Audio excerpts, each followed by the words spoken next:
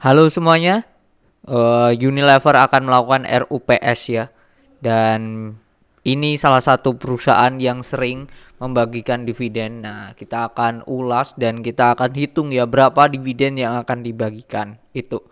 Terus yang kedua, ini yang paling penting adalah apakah Unilever ini masih seksi seperti dulu-dulu, dan ini kan bukan perusahaan ecek-ecek lah ya, bisa dikatakan ini perusahaan yang oke banget lah ya. Produk dari nama itu sudah banyak yang tahu dan mengenal Unilever, bahkan mengkonsumsi juga, menggunakan juga ya produknya. Oke, seperti apa? Simak video ini sampai selesai. Check this out. Oke, saya take video ini saat hari Jumat ya. Video ini nanti tayang dari Minggu, dan ini posisinya sedang break market ya. Masih break. Nah, kita ulas ya. Kita ulas terlebih dahulu Unilever.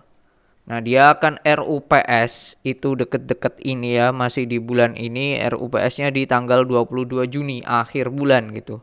Akhir bulan 22 Juni di Tangerang. Nah, Unilever ini itu seringkali itu membagikan dividen tuh hampir semuanya. Ini data yang saya punya di RTI, teman-teman Bapak Ibu sekalian juga bisa cek di RTI, di mana jikalau semisal nih contohnya EPS-nya 100 gitu, mereka akan bagi dividennya 99. Jadi hanya menyisakan satu per lembarnya untuk dibagi. Sisanya dibagi. Oke. Sedangkan sebelumnya perusahaan ini sudah bagian dividen atau dividen interim itu sebesar 69 per lembar. Nah, ini kita mau hitung nih berapa sih dividennya yang nanti waktu RUPST dibagikan. Kita hitung dulu ya. Dividen per lembarnya berapa? Yaitu ini 5 triliun 5365 dibagi dengan jumlah saham yang beredar, current share outstanding 38,15. Nah, itu dividennya ini 140,629. Kok dividennya? EPS-nya. EPS-nya itu 140,63 lah. Nah, kemarin sudah bagi dividen tadi berapa? Dividen interimnya sebesar bentar. Dividen interimnya sebesar 69 gitu. 69 per lembar. Nah, sekarang berapa dividen finalnya ya? Nah, dividen finalnya, totalnya kan 140 lah ya. Kita 140 kurangi 6971. Tuh kalau mau sisanya 71. Berarti mereka nantinya akan membagikan dividen final di RUPS itu range 69 sampai 70 per lembarnya. Sama ya. Karena nyisain satu per lembar. Nah, ini nominal yang akan dibagikan 69 sampai 70 per lembar. Kalau 69 itu dividen yieldnya berapa sih? Nah, berdasarkan harga sekarang itu 4560. Tinggal 69 dibagi 4560 kali 100. Dividen yieldnya 1,5. Nah, ini memang Unilever ini tidak terkenal sering bagi dividen gede, jadi dividen 1,51% itu ya so-so lah ya, biasa saja gitu. Nah, ini ya besarnya dividen ya, akan bagikan minimal 69 per lembar. Itu sudah terlihat ya dari historikalnya seperti itu. Nah, lantas apakah masih seseksi itu ya Unilever? Kondisi sekarang itu ada di market cap 173T. Wow. Punya cash 800M. Udah PI-nya ada di 30 dan PBV-nya ada di angka 32. Mungkin besar banget gitu. Cuman kalau kita cek dari data ya, data di RTI kita cek annual report-nya di sini, case statistiknya. Di sini terlihat ya, dimana sebelum-sebelumnya PI-nya juga tinggi gitu. Sejak 2017 itu PI-nya 60, 2018 38, 43, 39, 27, 33, dan sekarang berada di angka 30 gitu. 2022 itu 33. Jadi range di atas 20. Ya bahkan di atas 30 pastinya. Untuk dividen untuk PR-nya, sedangkan PBV-nya ya sama. Ini 6 PBV, nah ini PBV sorry. Di angka 82 kali, 45, 60. Jadi Gede banget nih si perusahaan ini, Unilever ini, PI dan PBV-nya. Nah, tinggal kita berdasarkan historikalnya aja sih. Berdasarkan historikalnya aja, jika kalau di bawah 30 ini perusahaan menurut saya murah. Karena historikalnya tadi kan di atas 30. Sekarang di angka PI-nya ada di angka 30,95. Hampir murah lah ya. Cuman pertanyaannya adalah apakah perusahaan ini masih seksi gitu. Masih seksi dalam artian prospek kedepannya masih oke. Nah, kita cek ya, kasnya sendiri ini hanya 800M ya. Ini dalam jutaan ya, 800M. Kita cek juga di mana nominalnya, paling banyaknya persentasenya. Kalau saya itu kan paling suka yang banyak di depositonya lah ya. Buat apa kas banyak. Dan kalau Unilever totali semuanya itu berada di kas di bank. Ada di Dutch Bank paling gede, lalu selanjutnya di PT Bank HSBC. Ya, so far semuanya ada di bank gitu. Nah, kita cek juga kesehatan dari perusahaan, net bed-nya berapa, net debt-nya berapa, atau total hutangnya. Ini nggak ada hutang berbunga ya, pinjaman bank sudah nggak ada, di mana sebelumnya akhir tahun tuh ada 600M, tapi sekarang udah nggak ada. Jadi tidak ada beban atau bunga atau hutang berbunga di sini, hanya hutang usaha. Hutang usaha pihak ketiga dan berelasi, dan ini di total 5 triliun lah ya.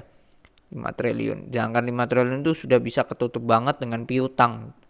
Piutang ditambah sedikit dari persediaan yang kejual. Jadi ini perusahaan yang sangat sehat banget gitu. Bahkan perusahaan ini punya ekuitas di mana saldo laba yang belum dicadangkan. Ini nominalnya 5 triliun. Gila banget ini.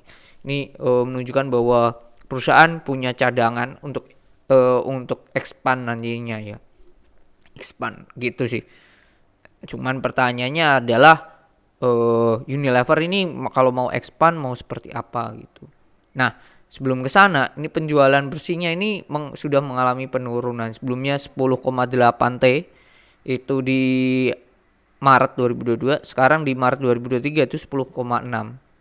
Cuman mereka oke-nya itu berhasil menekan harga pokok penjualan jadi 5,3. Jadi secara laba kotor mereka naik gitu.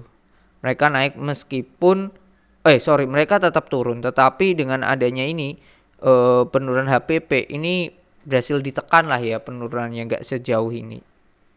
Gitu sih. Nah ini PR-nya adalah yang membuat laba kuartal 1 2023 ini turun drastis adalah beban-beban yang lain. Kayak contoh beban pemasaran ini naik, sebelumnya 1,9 sekarang 2,3. Lalu beban umum dan administrasi ini naik hampir 2 kali lipat. Gede banget nih. Jadi yang membuat laba usahanya atau operating profitnya ini turun. Sebelumnya 2,6 sekarang hanya 1,8. Jadi turun 800M. Gede loh ini, 800M, gede banget. Kalau kita kalkulasi ya 800 dibagi 82639 kali 100 itu penurunannya 30% sendiri. Gede banget nih. Nah, ini penghasilan keuangannya ya naik tapi gak signifikan dan nominalnya hanya 1M gitu. Kecil banget gitu. Kalau kita kita compare dengan omsetnya yang 10,6 T. Omsetnya pun kalau kita cek ini paling banyak itu di dalam negeri, yaitu 10,2, sisanya 300 itu ekspor.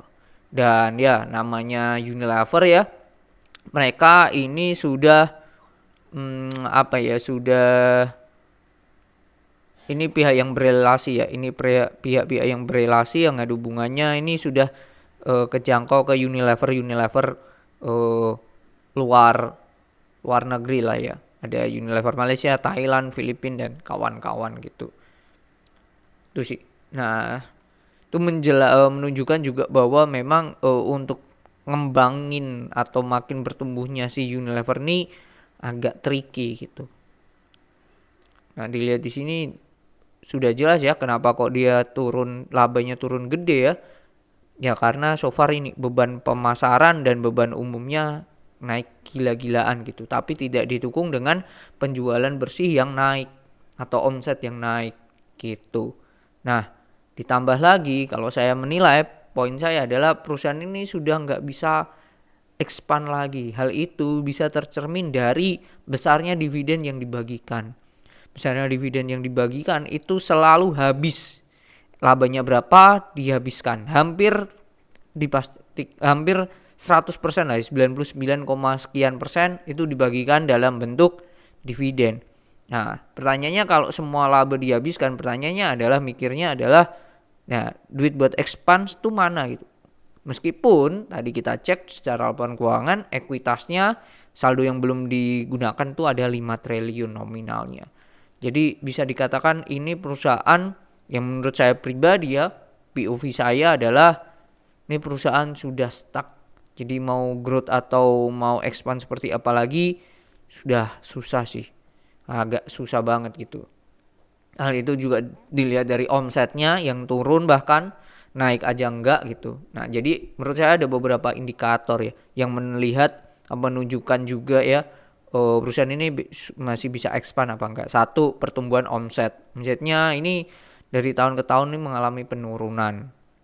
Nih net profitnya ini turun ya di 2022 bandingkan 2021 sebelumnya juga turun. Kita cek dulu di sinilah di IPOT ya, lebih enak. Nah, di sini kita lihat ya net profitnya. Net profit mana? Nah, ini net profitnya. 2017 di angka 7T. Lalu naik 9. Nanti turun 7,3, 7,1, 5,7, 5,3. Jadi turun terus sejak mulai 2019 gitu. Nah, ini yang menjadi sangatlah PR buat perusahaan Unilever itu sendiri. Satu itu. Yang kedua, besarnya dividen yang dibagikan nih gede banget gitu. Bahkan yang dibagikan hampir 100%. Nah, lantas pertanyaannya, buat expand tuh pakai duit apa? Gitu. Ya, kalau pasti akan menjawab ya pakai duit ekuitas tadi yang saldo laba yang belum dicatat. Ya, benar juga sih. Tapi kenapa harus 100% lah ya ibaratnya yang dibagikan ke pemegang saham. Apakah dalam jangka waktu dekat tidak ada mau ekspansi bisnis dan lain-lain kan itu. Nah, itu juga salah satu beberapa alasan yang menurut saya si Unilever ini sudah nggak bisa expand atau growth lebih tinggi lagi. Itu sih. Nah, itu view dari saya yang mengatakan ya Unilever udah nggak bisa growth lagi. Bagaimana dengan pendapat Bapak Ibu sekalian? Mungkin ada view lain khususnya untuk Unilever. Akan tetapi ya, perusahaan ini akan sangat worth it ya jikalau nantinya akan turun di harga tertentu ya. Yang menurut saya itu harga yang murah banget. Nah, itu akan sangatlah menarik banget karena kita tahu tadi ya perusahaan ini sudah mature dan saldo laba yang belum digunakan tadi kan besar juga ya, 5 triliun gitu. Ini sangat menarik jikalau perusahaan ini turun di harga tertentu yang menurut saya itu tadi murah banget. Tapi untuk harga sekarang enggak dulu lah untuk si Unilever. Oke, mungkin itu ya view saya tentang Unilever. Jikalau ada insight lain atau pendapat lain, tulis aja di kolom komentar. Dan ada request saham apa yang mau dibahas, boleh tulis juga di kolom komentar. Oke, mungkin itu video di kali ini. Semoga bermanfaat dan bye-bye. Sehat-sehat selalu.